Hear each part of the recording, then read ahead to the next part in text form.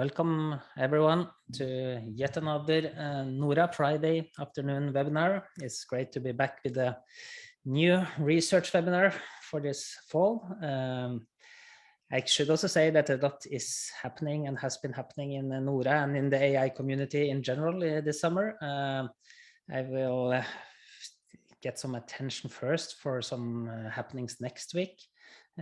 Thursday, we will actually release a data competition. It's already out at our web pages. We will also release a new Nordic journal, a Nordic Journal of Machine Intelligence. And we will also have Tuesday and Wednesday, very related to this talk, a workshop on the new tools for protein folding, or finding the protein structure, I should rather say. That is DeepMind's AlphaFold and also the tool RosettaFold. But today we have Geir Kjetil Sandve here. His PhD is within algorithms and machine learning from NTNU. And Geir Kjetil is currently a professor in bioinformatics and machine learning at the Department of Informatics at the University of Oslo. He is also on the D-Science Council at the University of Oslo, helping to build machine learning within UEO's Center for Data and Computing. In this webinar, he will introduce a comprehensive platform for machine learning research on the immune system.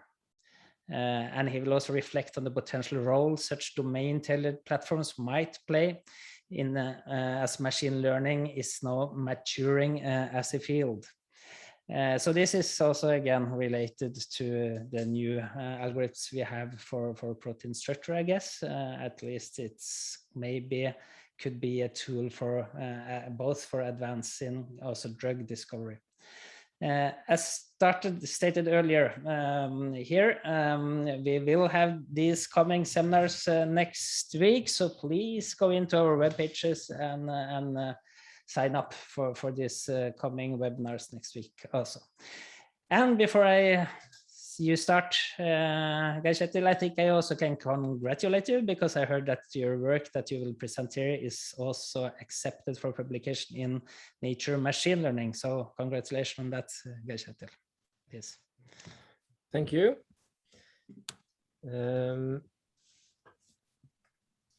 Yes, I'll try to what I've thought I'll do today is to first introduce very briefly what is kind of the adaptive immune system, which is kind of the domain we are working on. Then I'll introduce this ImmuneML, which is the platform that we have recently developed, and it's about to go public, or it is public, but it's also about to be published now in the journal. And then I'll try to also reflect a little bit about kind of our experiences and some of our the ideas we had based on this on the case for domain, what I call domain-tailored machine learning platforms, and I'll come back to what I mean by that.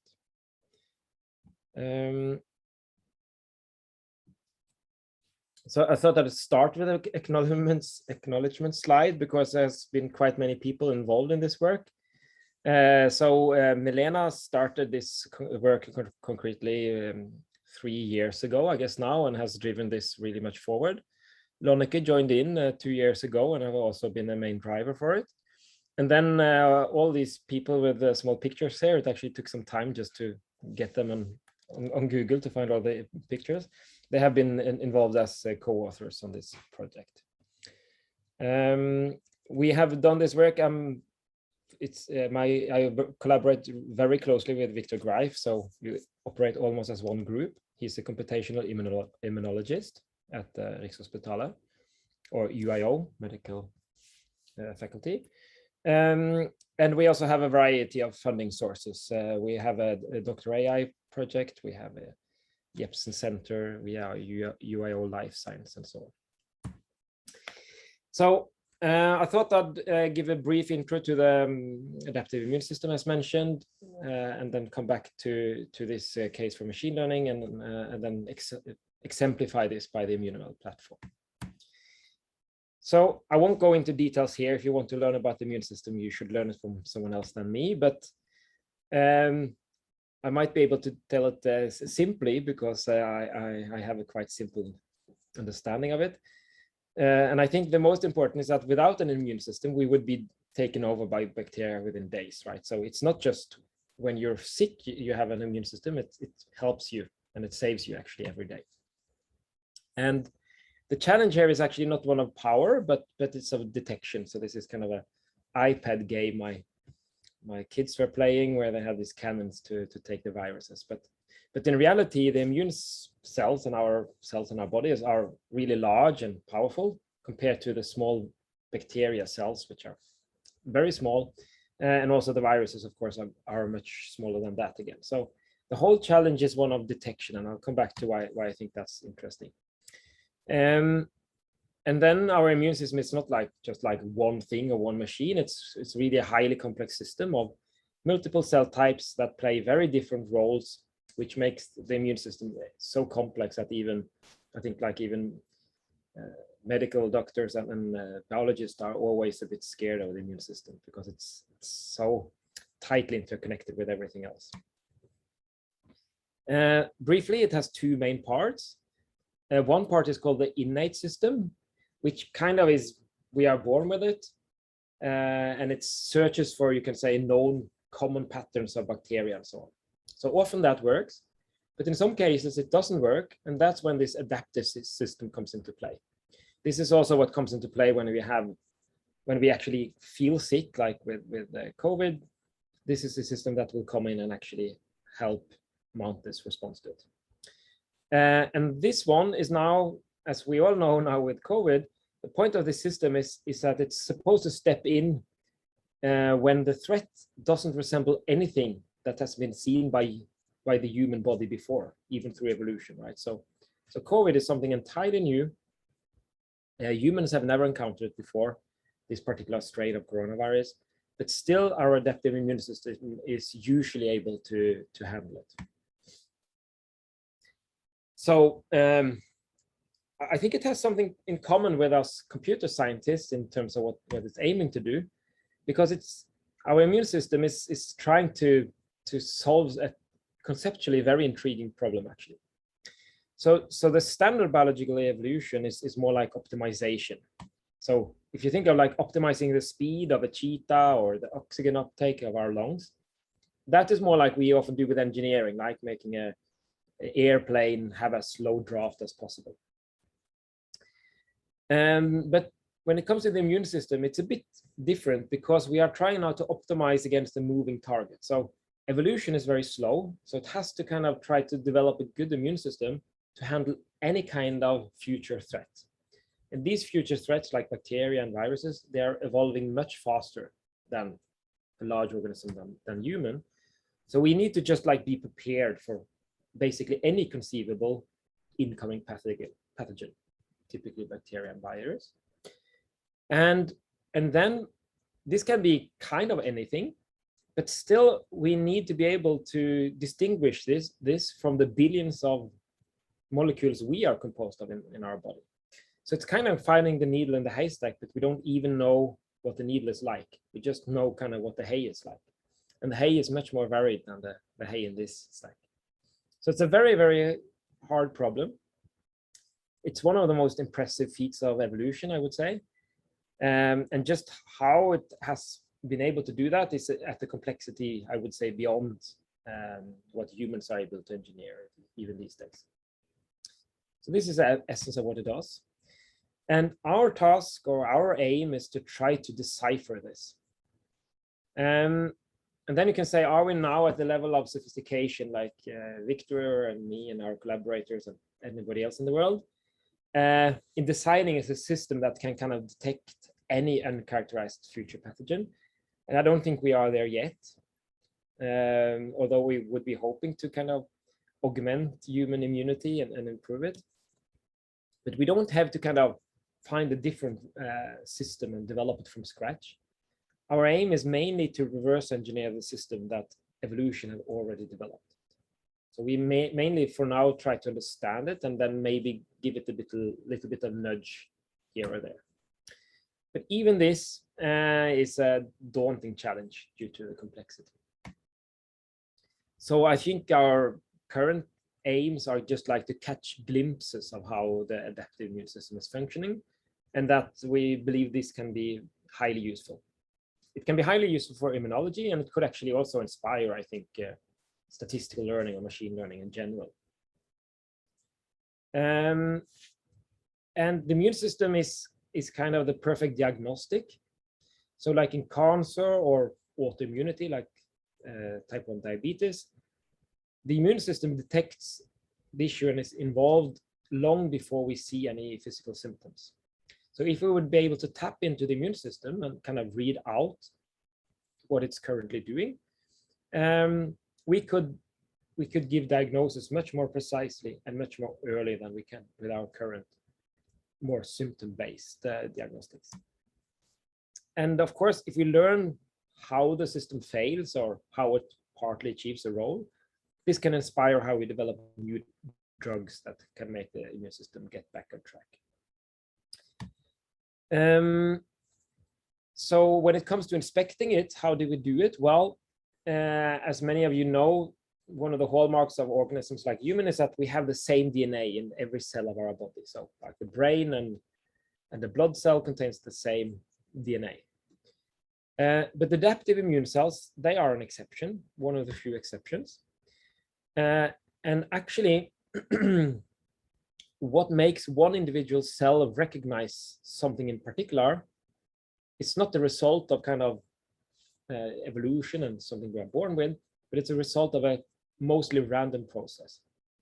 And this process, what it does is that it kind of have a lot of building bricks that we call like VDJ segments, which are part of genes, which are combined in a random fashion, and also their randomness and kind of something being inserted in between. And the result of this is that every cell gets a mostly unique and random DNA sequence here. And this is what makes it recognize something. So like for COVID, we are hoping to get that this random process would give rise to some cells that just by chance are able to recognize coronavirus. And luckily, we have billions of these cells, so there's a good chance that some of them by chance will be able to detect the pathogen.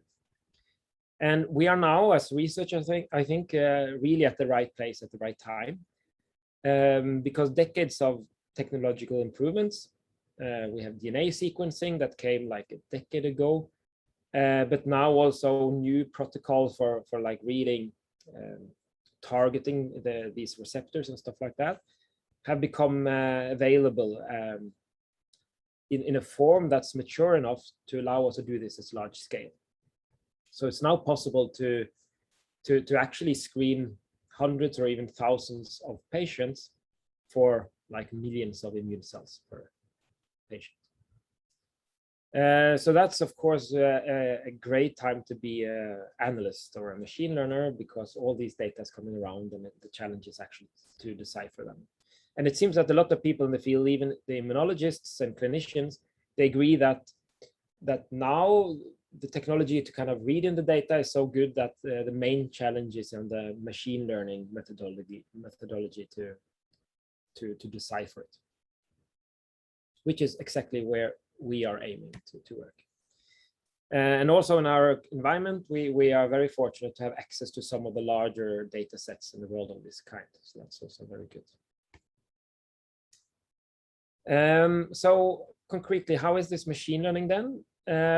Well, as I mentioned, immune recognition is mostly encoded in this small DNA sequence, which is then made over to protein. And this is now a very short protein sequence. It's only like 15 long, something like this, CAR, KLG, and so on. But of course, the number of possible such sequences is still roughly 20 to the power of 15, right? That's how many 15 long sequences you can make if you have 20 symbols representing the 20 amino acids. And then what we want to do is to try to learn patterns in these sequences that tell us what it will bind, so that we can have an antigen like a coronavirus, and based on that we want to be able to tell which of these sequences we believe will recognize a specific part of the coronavirus, for instance. So that we can do for individual cells, and also for patients, we can say, well, we want to look at a blood sample and see if there are some kind of signals there of whether someone have had COVID, of whether someone have cancer, if somebody had autoimmune disease like diabetes and so on. So patterns of like to learn what recognize a given cell, or patterns that are biomarkers, we say, for disease. So a bit more formally, what we want to learn is either in this single immune cell case, we basically have this 15 long sequence, which is this immune receptor.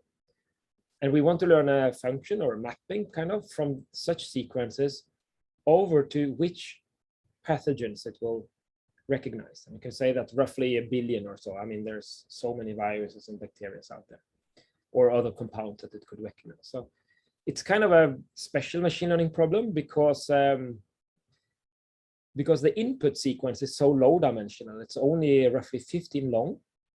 And still, based on that, we can get to so many different recognition patterns, you can say, on what it recognizes. So it's kind of a multi-label problem, we can say. The labels are the different pathogens it can recognize, where it's kind of now very kind of low dimensional input and extremely high dimensional multi-label problem. And there are not so many examples of this. Now it's actually hard enough just to learn it over to one of these labels. So basically, will you recognize the coronavirus? Try to find the sequence patterns among these 15 long sequences that will do that. And then when we want to analyze a blood sample, it's roughly the same. But now instead of having one sequence for one immune cell, we have something like 100,000 or 1 million different sequences. And we want to learn a function that maps this set of roughly 100,000 sequences over to, again, a multi-label thing, which is now what diseases this individual have had. So ideally, here you could take like one blood test, look at all these sequences, and by machine learning, you can map it over and give you, to tell you exactly what diseases you have had, what you are immune against now, but along with what diseases might actually be developing, like that you might be on the way to becoming a diabetic, something like that. So it's a matrix now, and still a large vector of like diseases in this case. And again, it's now hard enough even when Y is the binary scalar. So just like learning these patterns from this complex matrix over to whether you are a potential diabetic, that's a hard problem. So what do we do? That was basically my adaptive immunity introduction. And the machine learning, what it is in machine learning. And if you're interested, you should, there's a lot of information you can find on that. So what do we do in our environment, our group? Well, a bit like I mentioned here, we are interested in this extreme dimensional outcome from low dimensional feature space. So this must be a machine learning problem based on like really high order dependencies, high order interactions between the covariates, you could say, with a complex pattern space exploration. And we have also tried the linguistic perspectives through a UIO life science project together with actually the linguistic department. We are interested in multiple instance learning, which is a type of machine learning where you have bags of instances, and where you don't have kind of sets of instances, where you don't have a label for the individual instances, but only for the bags.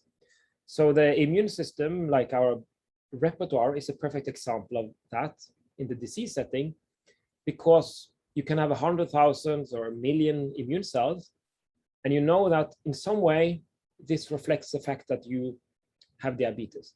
But you don't know which of the instances are actually, which of your immune cells are actually have anything to do with diabetes. So